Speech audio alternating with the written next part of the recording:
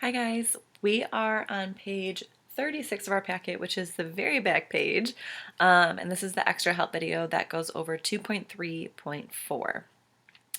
So we're going to go through both of these problems, and it says to determine the relationship between each pair of the linear functions.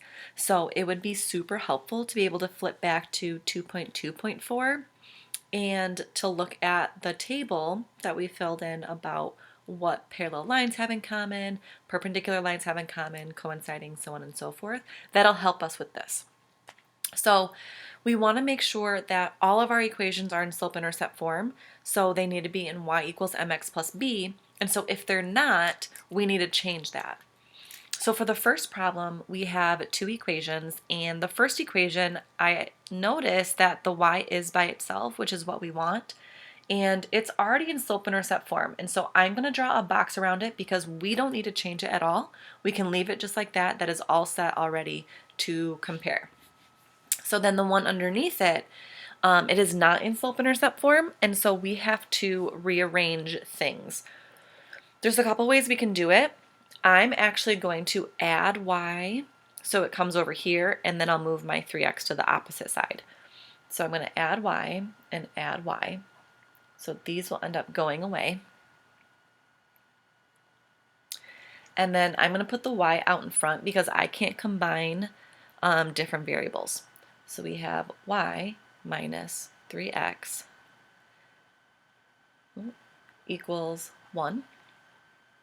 And then now I want to move my 3x to the other side, so I'm going to add 3x, add 3x. So those cancel. I get y by itself. And then normally our variable x goes in front and then the constant goes on the end. And so I'm going to do that now. So I have 3x plus 1. So now this is in slope-intercept form, so I'm going to put a box around this one as well. And the two equations that are in boxes are the two that I'm comparing.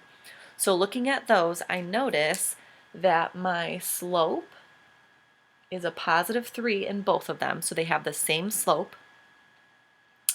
And my b value is different, so they have the same m and different b, which tells us that these are going to be parallel.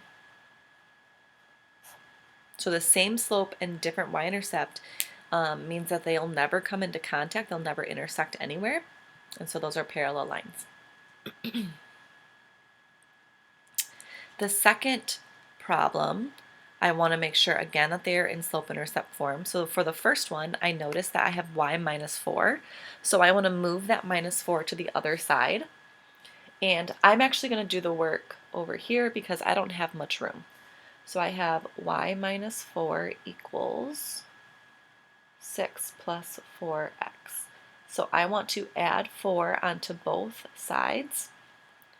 And when I do that, I want to make sure that I'm adding 4 to a like term. So because 4 is a constant, I want to add it to the other constant of 6. So those go away, so I get y equals 10 plus 4x.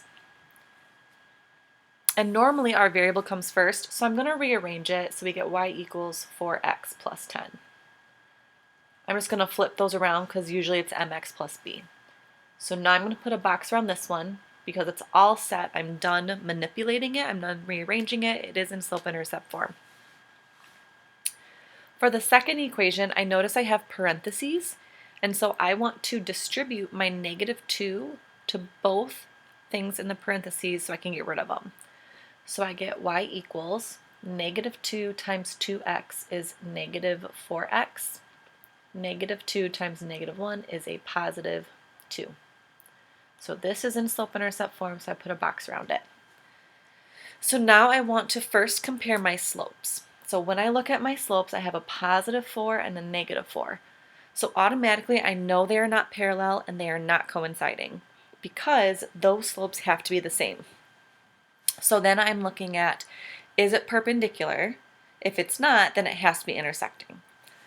So then for perpendicular, I have to have opposite signs and reciprocals. So I notice they are opposite signs, so one is positive, one is negative. But for reciprocals, they're not reciprocals of each other. The reciprocal of 4 would be 1 over 4, And so it's not perpendicular, which means it has to be intersecting.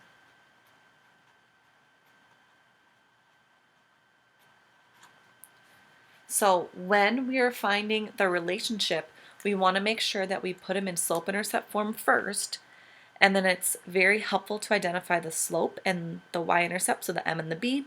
And if we need to flip back to the table in 2, 2, 4, we can do that as well.